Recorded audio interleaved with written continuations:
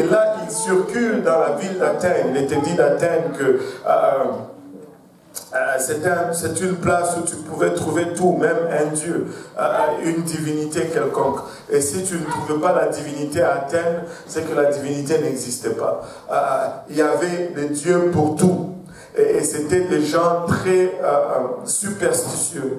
Et leur superstition les a poussés à se dire que bon, on a adoré tous les dieux, parce que leur conception ou leur idée, c'est que si on n'adore pas les dieux, ils nous frappent.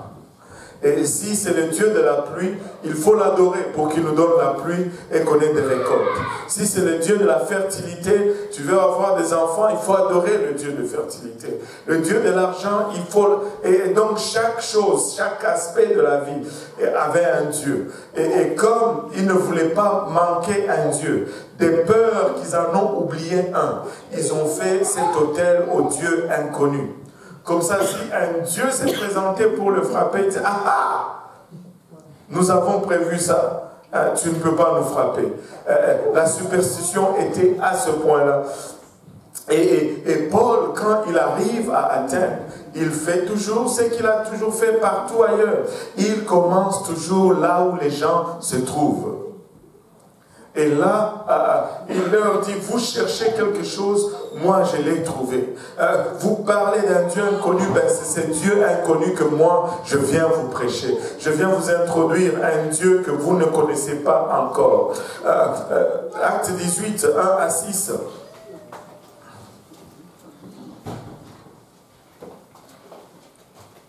Acte 18, 1 à 6.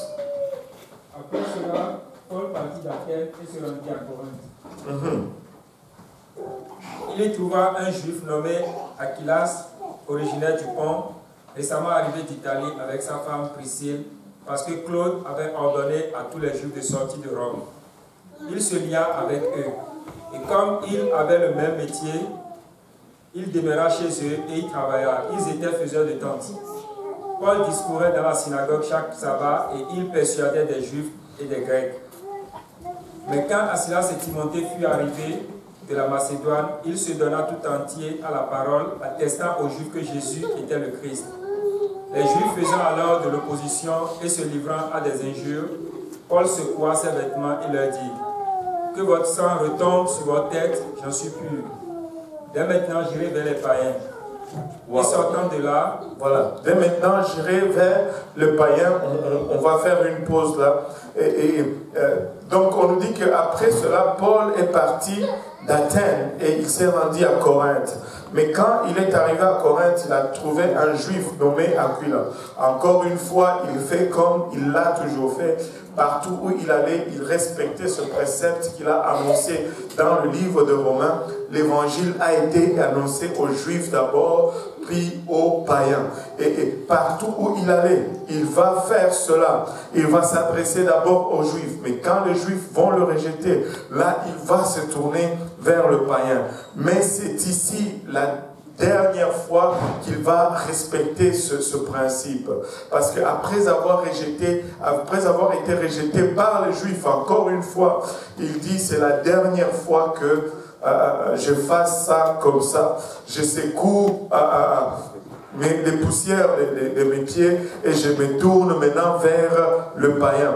Luc nous raconte vraiment l'itinéraire de Paul, mais Paul rapporte plus tard dans le livre de 1 Corinthiens l'insécurité, et tout le monde dit l'insécurité. L'insécurité qu'il ressentait en entrant dans la ville de Corinthe. Vous savez, nous pouvons regarder certaines personnes et se dire que waouh, ceux-ci, ils sont capables de prêcher même à un poteau. Et ils n'ont pas peur d'annoncer l'évangile. Si tu regardes le frère Cédric par exemple, encore le frère Cédric, il prêche. Il n'est pas intimidé par qui que ce soit. Et je pense que Paul, c'était, tu les regardes comme ça, tu lui dis, mais tu te dis, mais qu'est-ce qu'il peut avoir peur? Il a prêché devant qui que ce soit. Dès que ça bougeait, il prêchait. Dès qu'il sentait qu'il y avait souffle de vie dans quelqu'un ou quelque chose, il prêchait. Mais malgré cela, il dit qu'il y avait de l'insécurité en lui. Il y avait une petite intimidation en lui. Et il y avait une peur en lui. Donc quand tu vas devant quelqu'un, c'est normal qu'il y ait toujours cette petite peur en toi. Même Paul avait cela. Mais le truc, c'est que tu ne laisses pas cette peur influencer ta décision. La peur, c'est un sentiment qu'on ne peut pas éradiquer de notre être. Mais surtout, on ne doit pas laisser ce sentiment dicter nos décisions. Amen. On peut avoir peur, mais le faire quand même. Vous savez, quand on dit courage, que tout le monde dise courage, qu'est-ce que ça veut dire une personne courageuse? Quand on dit waouh, Yo-Yo, il est courageux. Comment ça vous riez? Qu'est-ce que ça veut dire? Et ça veut dire qu'il n'a pas peur? Non, pas du tout. Ça veut dire qu'il a l'audacité de vaincre sa peur. Le courage, c'est agir au-delà de la peur, agir malgré la peur. Un homme courageux, des fois, il a peut-être même plus peur que toi. Tu sais, des fois, quand on crie, ah! C'est pour étouffer sa peur. Vous ne savez pas? Non? Vous ne saviez pas cela? Je vais vous l'expliquer. Tu sais, quand tu rentres dans une parcelle et qu'un chien vient vers toi, tu sais, il aboie sur toi. Pourquoi? C'est parce qu'il a peur de toi. Et que si toi tu encaisses cela et que tu lui montres que tu as peur, tu es fini. Nous, on a appris cette technique. Si il aboie, toi, tu dois, pas aboyer, mais crier plus fort que lui, en fait. Et quand tu cries, ne fais pas ah! Non. Là-dedans, c'est ouh! Mais à l'extérieur, c'est et si tu arrives à ne pas lui montrer que tu as peur, tu vas voir, il va s'arrêter et il va commencer à reculer et il va chercher la conciliation, en fait. Il faut, hein, c'est vrai comment? Les chiens du Canada, même les chiens d'Afrique. On avait un chien dans notre quartier, il s'appelait Bozo.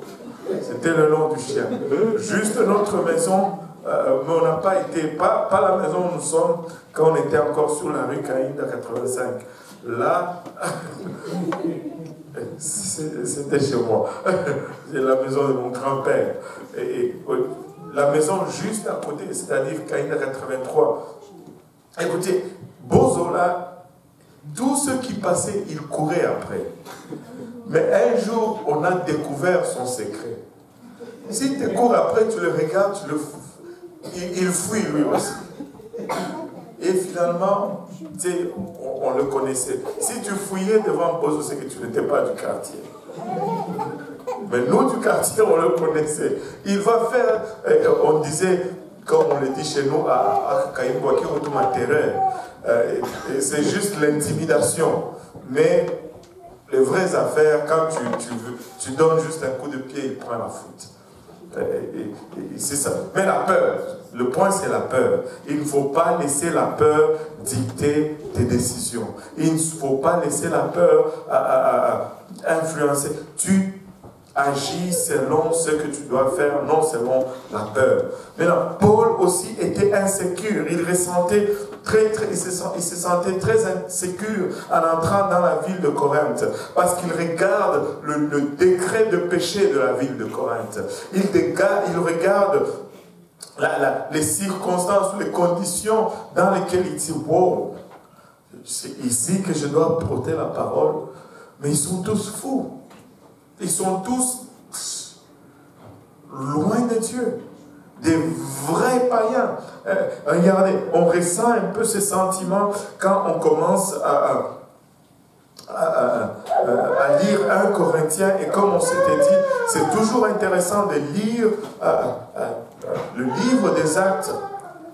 parallèlement aux épîtres, en les mariant ou les agençant avec l'histoire. C'est-à-dire, quand il rentre à Corinthe, tu lis l'histoire de ce qu'il a fait à Corinthe dans le livre des Actes, et va lire le livre de Corinthiens.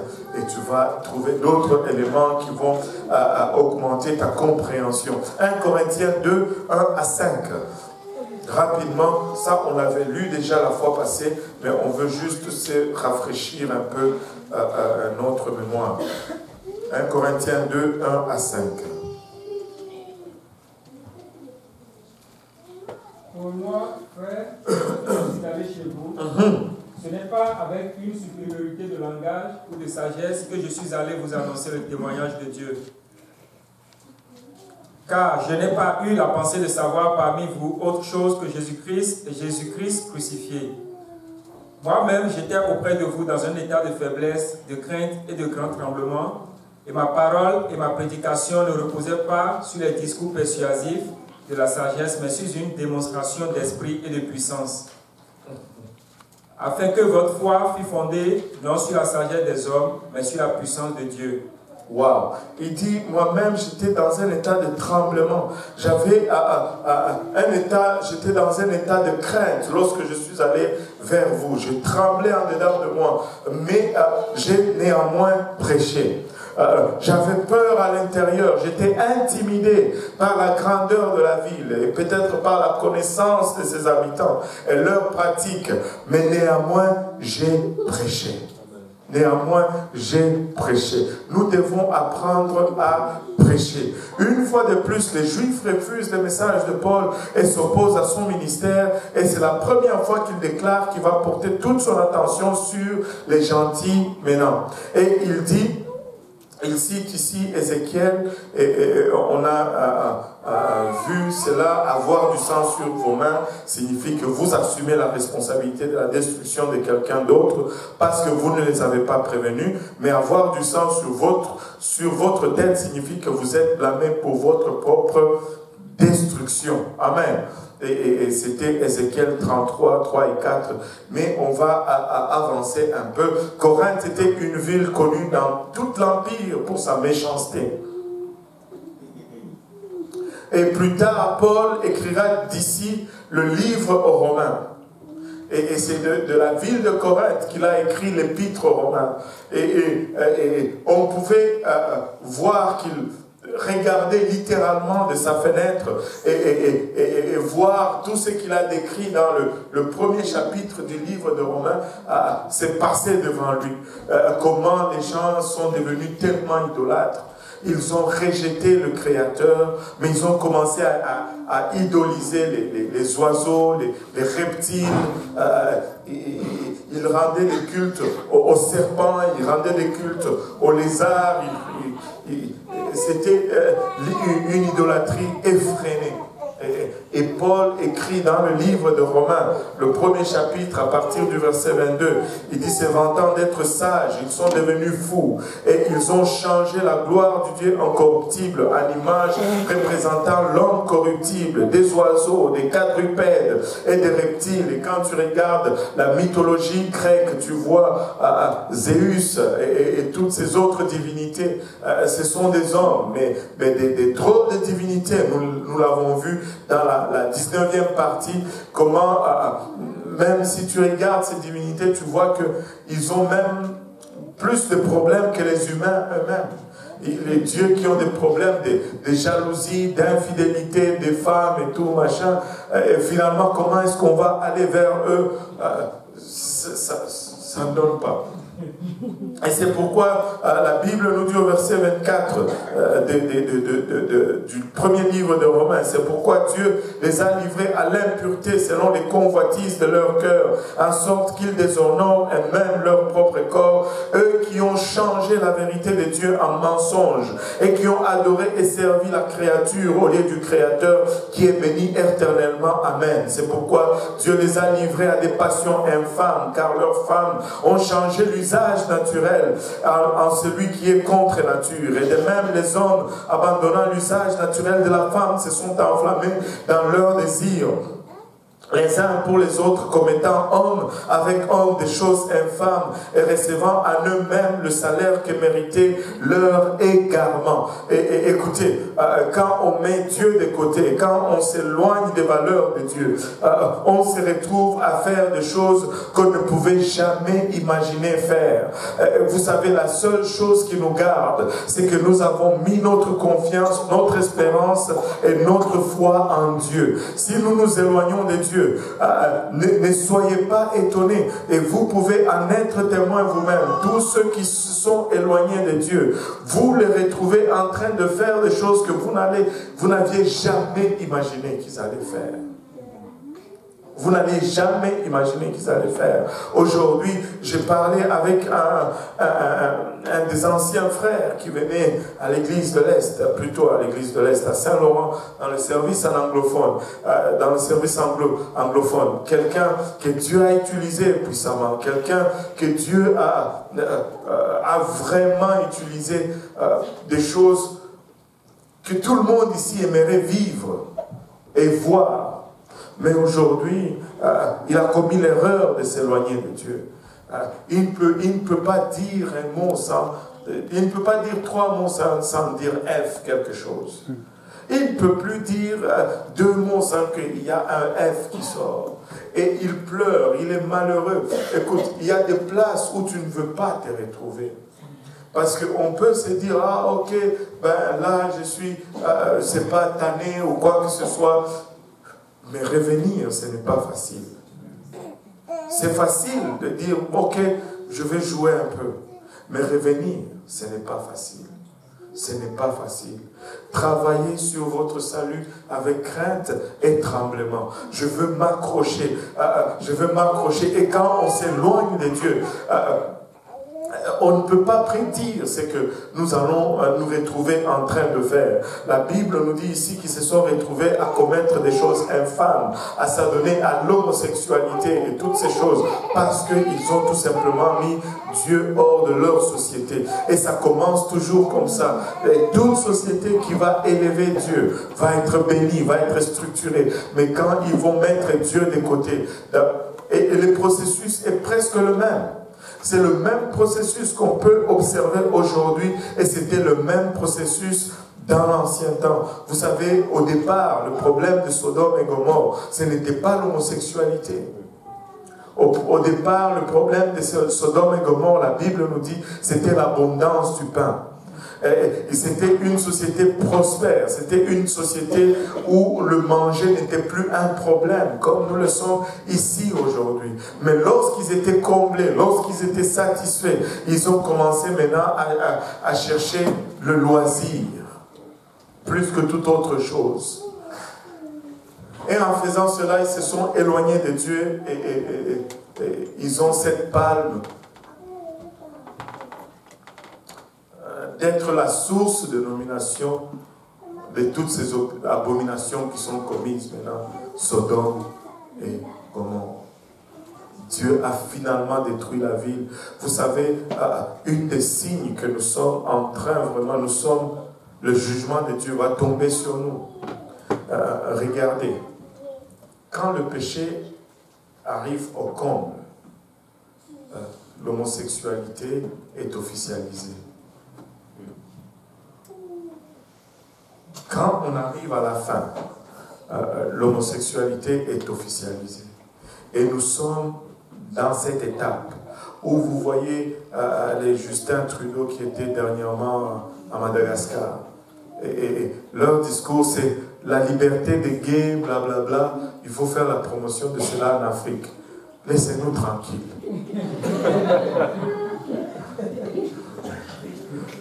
Je ne peux plus dire laissez-nous tranquilles. Laissez-les tranquilles. Laissez-les tranquilles. Tu sais, ça c'est le signe que nous sommes à la fin de la fin. Parce que ces choses qui étaient une fois inimaginables, mais aujourd'hui on appelle ça fierté. C'est une honte, ce n'est pas une fierté. comme ils ne se sont pas souciés de connaître Dieu. Regardez la suite, verset 28. Comme ils ne se sont pas souciés de connaître Dieu, Dieu les a livrés à leur sens réprouvé pour commettre des choses indignes. Ils ne se sont pas souciés de connaître Dieu. Écoutez, nous devons... Oh Seigneur Jésus-Christ, aide-nous. Nous devons nous préoccuper de connaître Dieu. Connaître Dieu doit être un souci quotidien. Connaître Dieu doit être quelque chose de prioritaire dans notre vie. Et si nous ne nous soucions pas de connaître Dieu, c'est ça qui arrive. Et il dit, étant rempli de toute espèce d'injustice, de méchanceté, de cupidité, de malice, plein d'envie, de meurtre, de querelles, de ruses, de malignité, rapporteurs, médisants, impies, arrogants, hautains, fanfarons, ingénieux au mal, rebelles à leurs parents, dépourvus d'intelligence, de loyauté, d'affection naturelle, de miséricorde. Écoutez, ce sont des caractéristiques qui peuvent faire à n'importe quel moment dans notre société aujourd'hui.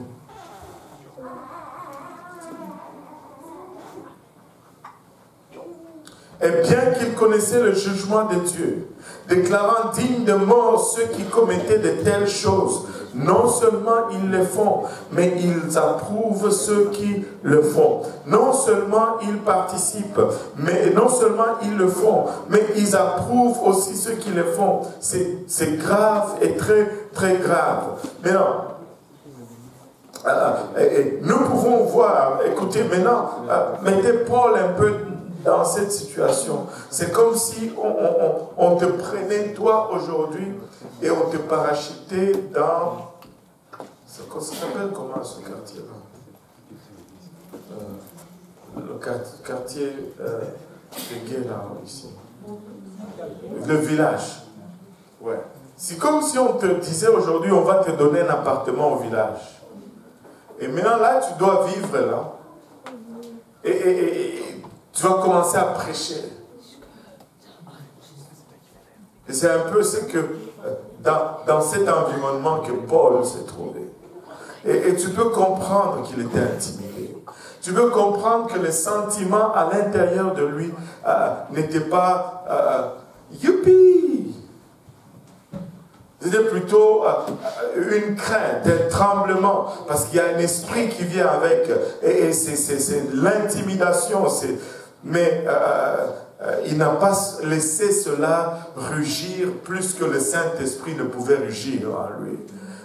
Il a élevé la voix, il a déclaré les oracles du Seigneur. Écoutez, la situation autour de toi peut sembler désespérée. La situation peut sembler chaotique. Ça peut sembler que, il n'y a plus d'espoir pour la ville de Montréal. Ça peut sembler qu'il n'y a plus d'espoir pour notre époque. Ça peut sembler qu'il n'y a plus, alléluia, d'issue pour nous. Mais regardez, Romains chapitre 5 verset 20 nous dit, or la loi est intervenue pour que l'offense abondât, mais là où le péché a abondé, la grâce a surabondé. Là où le péché a abondé, la grâce a surabondé. Si nous nous levons, nous proclamons la parole de Dieu, Dieu va nous donner non seulement une puissance pour matcher ou pour égaler ce que le diable lance contre nous, mais il va nous donner une puissance pour surpasser. Parce que là où le péché abonde,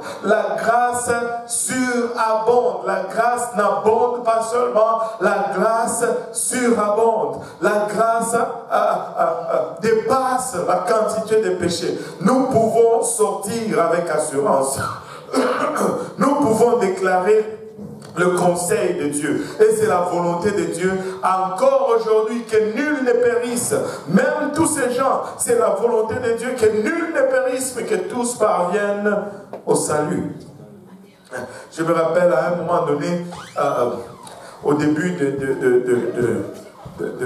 ma vie de mariage, je venais de sortir de l'école, je travaillais, j'avais quand même un bon salaire, mais j'étais tellement truffé de dettes, on devait à tout le monde et à leurs chiens dans la vie. On était vraiment plein de dettes. Et j'avais une voiture, une Intrépide, c'était Oh là là, toute une histoire cette voiture. Et je me rappelle un jour, j'ai rentré parce que j'ai travaillé chez CAE et j'avais vraiment un bon poste, il était bien payé, mais les sorties étaient tellement qu'il fallait commencer à les boucher rapidement. Donc j'ai pris un deuxième travail comme plongeur au centre-ville, à l'hôtel Méridien. C'est juste au coin de Côte-des-Neiges et Sherbrooke. Il y a une grosse bâtisse là. Et c'était un hôtel et puis il y avait un restaurant dans le sous-sol au rez-de-chaussée. Et c'était un chef français. Et chaque fois, après le travail, donc je courais là-bas, je stationnais ma voiture et puis je rentrais, je lavais la vaisselle. Mais la plupart des serveurs qui étaient là-dedans, c'était tous des gays. Et c'était grave. Je n'ai jamais travaillé dans un environnement aussi hostile. Et je vous dis, c'est pas qu'ils étaient agressifs, mais juste le degré de perversion, des choses que tu entends. Et écoutez, dès que je mettais mes pieds là-bas, je commençais à chanter et à prier. Et là, le chef à la cuisine un jour me dit, tu es toujours content, tu chantes toujours quand tu travailles. Il n'avait pas idée que je n'avais pas vraiment de choix. Et je chantais, et je chantais, et je chantais. Mais à un moment donné, tu regardes ces gens. Oui, et c'est vraiment un esprit intimidant parce qu'ils veulent te montrer comment toi tu es nul, comment toi tu es retardé, comment toi tu es de l'an, je ne sais pas, 1800 quelques. Et qu'eux, ils sont intelligents et évolués. Et ils veulent t'écraser, te dominer en fait. Mais non. Mais non, ce n'est pas ça. Je suis quand même intelligent. De tout cela, moi je travaille dans un bureau d'ingénieur. Et tu oublies même, c'est vraiment spirituel. Et vous savez, à chaque assiette que je plongeais dans l'eau, je priais, je chantais. Et c'était intimidant. Très intimidant. Mais à un moment donné, ils ont remarqué que j'ai chanté Jésus. Et c'était comme, vous, des gens de l'église, donc toi aussi tu penses que nous... Je dis, je n'ai rien pensé du tout. Je fais que chanter. Et c'est eux qui vont venir te chercher. Ils vont venir te chercher. Ils veulent que tu te compromettes. Homophobie, machin. Je dis, non, moi je ne suis pas homophobe. J'aime tous les hommes. Mais de la bonne façon. Et là, c'était l'argument. Si je suis né comme ça, je dis, il n'y a pas de problème. Si tu es né comme ça, il n'y a pas un problème, c'est un problème. Et à ce moment-là, le Seigneur m'avait juste dit ceci. Si un enfant naît avec une malformation, on ne le laisse pas avec la malformation. Si elle est physique. Je me rappelle à cette époque-là, je ne sais pas si c'était le même temps, il y avait une dame de Trois-Rivières dont le fils était né, je pense que c'était la fille qui était née avec les lèvres de bec de lièvre, voilà, bec de lièvre. Donc ils sont venus ici à Sainte-Justine pour opérer et fermer cela. Je leur dis, écoute, cet enfant est né avec une malformation physique. Mais on ne dit pas parce qu'il est né comme ça, on le laisse comme ça. Peut-être toi tu es né avec une malformation mentale. On ne va pas te laisser comme ça non plus. Si tu viens à l'église, on va prier pour toi et cet esprit va te quitter et tu vas redevenir juste normal. Et écoutez, nous sommes dans une église où les gens viennent et se font délivrer de ces choses. Amen. Amen. Et nous ne pouvons pas accepter cela. Oh boy, ça c'est une leçon difficile. J'ai de la misère à avancer. Regardez, malgré le mal, malgré l'environnement hostile, mais ce n'était pas là la fin de l'histoire. Regardez, Actes 18, 7 à 11 nous dit, et sortant de là, il entra chez un nommé Justice, homme craignant Dieu et dont la maison était contiguë à la synagogue. Cependant, Crispus, le chef de la synagogue, crut au Seigneur avec toute sa famille, et plusieurs Corinthiens qui avaient entendu Paul crurent aussi et furent baptisés. Malgré cet environnement hostile, Paul a gagné des gens. Mais tu ne peux pas gagner des gens si tu t'étais.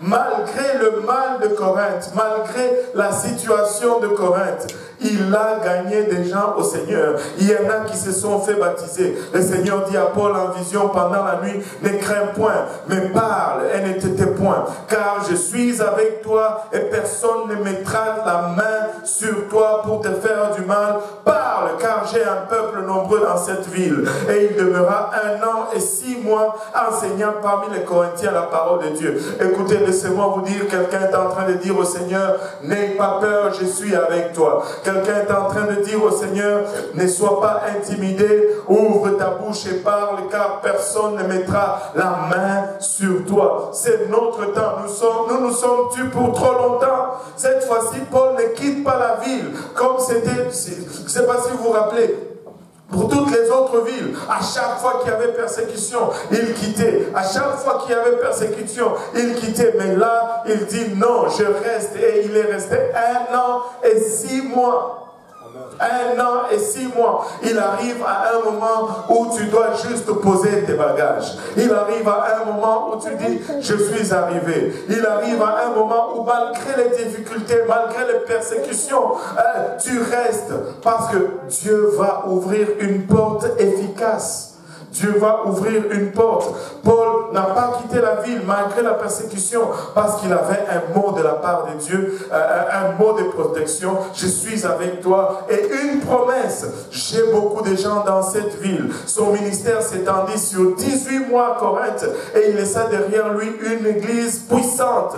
L'église de Corinthe n'était pas composé de beaucoup de gens puissants et nobles, mais de pécheurs dont la vie avait été transformée par la grâce de Dieu. Tout comme nous, il n'y a pas beaucoup de nobles parmi nous. Peut-être qu'il y a un peu plus de nobles qu'à Corinthe, mais écoutez, nous sommes tous juste des gens ordinaires. Est-ce qu'il y a quelqu'un ici qui est membre du gouvernement, qui travaille pour... comment il s'appelle encore? Celui d'ici là. Couillard, Philippe Couillard. Est-ce qu'il y a quelqu'un ici qui a déjà dîné avec Philippe Couillard? Non. Est-ce qu'il y a quelqu'un ici qui a déjà dîné avec, comment il s'appelle, le maire Coder, Denis Coder? Bientôt? Bon, bientôt. Alléluia. Bientôt, on a la foi ici. J'aime la foi.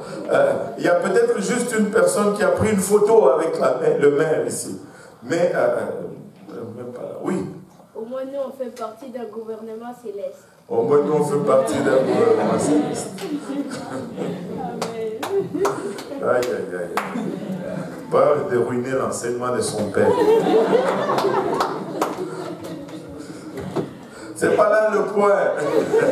Le point, c'est que nous sommes encore ici. Aïe, aïe, aïe. Et regardez, 1 Corinthiens 1, 26 à 29.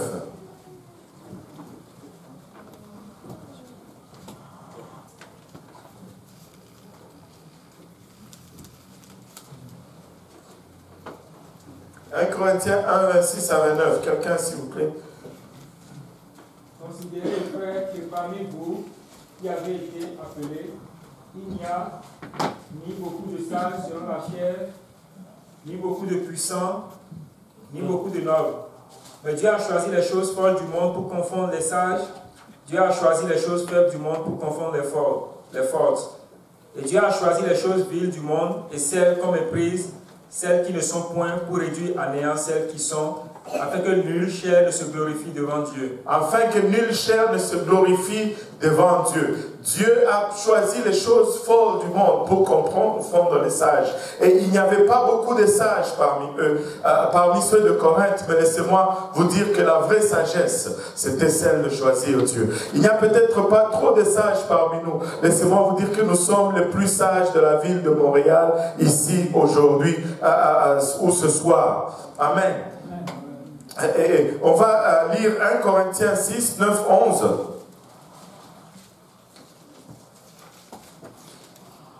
Ne savez-vous pas que les injustes n'hériteront point le royaume de Dieu? Ne vous y trompez point, ni les impudiques, ni les idolâtres, ni les adultères, ni les efféminés, ni les infâmes, ni les voleurs, ni les cupides, ni les ivrognes, ni les outrageux, ni les ravisseurs n'hériteront le royaume de Dieu. Et c'est là ce que vous étiez, quelques-uns de vous. Mais vous avez été lavés, mais vous avez été sanctifiés, mais vous avez été justifiés au nom du Seigneur Jésus-Christ et par l'Esprit de notre Dieu. Alléluia. On va se lever tous ensemble pour un moment.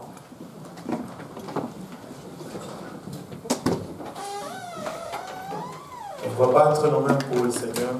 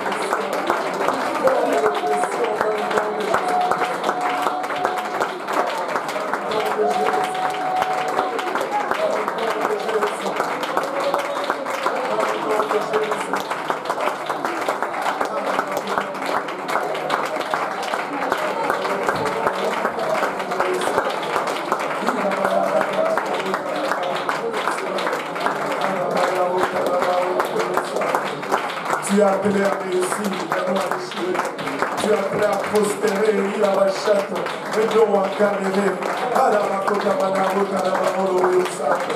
Je viens bannir toute crainte, je viens bannir toute intimidation, je viens bannir toute dépression dans le nom de Jésus. Alléluia.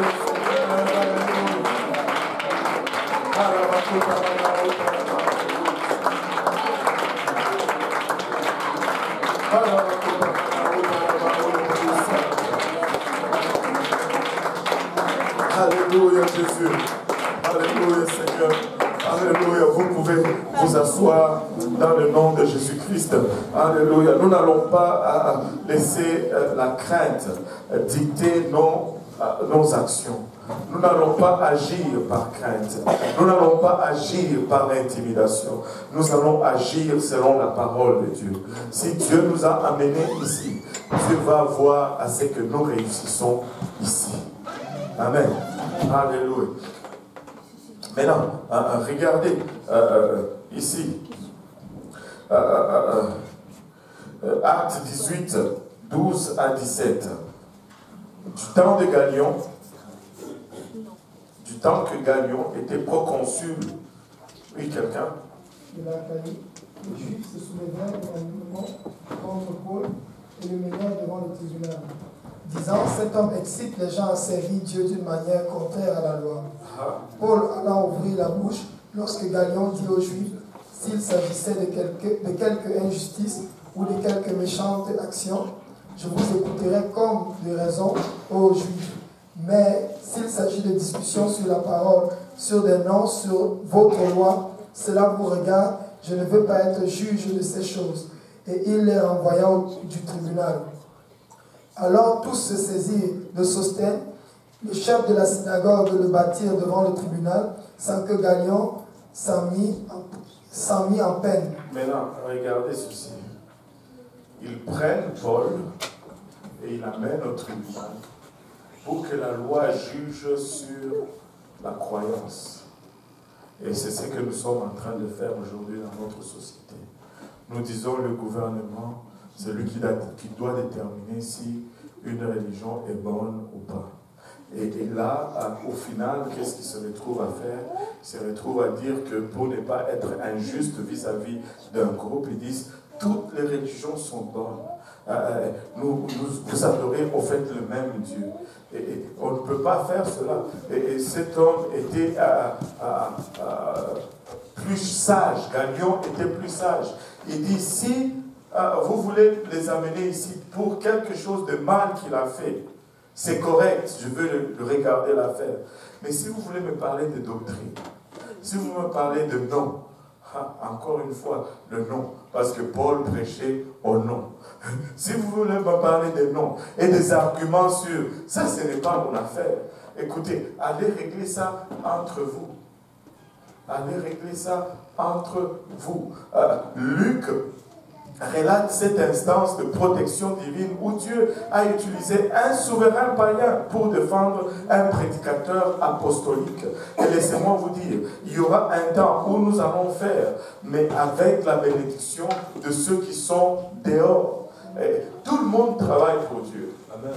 Même le diable travaille pour Dieu. Même le diable, il travaille pour Dieu. Et moi, je crois sincèrement que nous sommes entrés dans un temps où nous allons prendre les trésors d'Égypte et nous allons les utiliser pour le royaume de Dieu. Nous allons prendre tout ce que... Écoutez, prenons déjà ce que le diable a fait pour détruire ce monde. Et nous allons l'utiliser pour l'avancement du royaume de Dieu. Nous pouvons prendre la technologie, nous pouvons prendre toutes ces choses et les utiliser pour avancer le royaume de Dieu. Amen. Il arrivera un temps où même les richesses de ce monde vont être servies pour avancer le royaume de Dieu.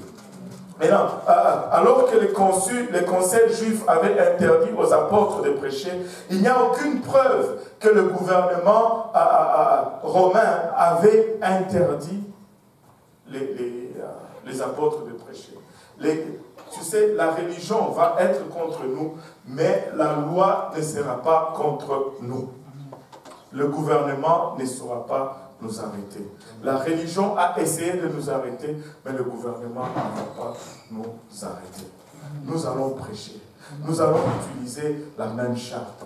Si nous sommes libres, si c'est vraiment la liberté, le charte de droits et libertés, alors nous allons l'utiliser aussi. Il y avait une certaine opposition dans la ville, comme Philippe, Corinthe et Éphèse. Mais les fonctionnaires romains étaient non seulement tolérants, mais presque coopératifs. Pourquoi? Parce que Paul avait cette attitude de ne pas mêler de ne pas condamner, en fait, les dignitaires. Vous savez, dernièrement, il y a eu des élections aux États-Unis. Et on a condamné à gauche, à droite. Écoutez, quand tu élis un chef du gouvernement, tu n'es pas en train d'élire un pasteur. Tu élis un chef de gouvernement, tu cherches celui qui est le plus proche de la parole de Dieu. Mais ce n'est pas un pasteur. Stephen Harper n'est pas mon pasteur. Mais c'est la personne que je pense qui est le plus proche de Dieu, qui va aider la cause de l'Église pendant qu'il est au gouvernement. Aussi simple que ça. Amen. On n'élit pas...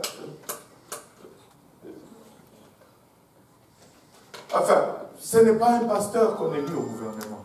On cherche quelqu'un qui va nous donner droit à la parole. Point final. Point final. Et vous savez...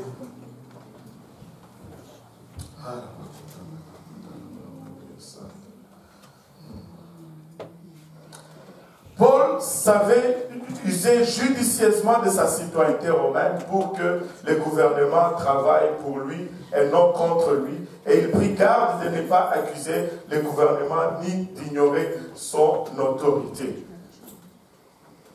Alléluia. On va se lever encore tous ensemble.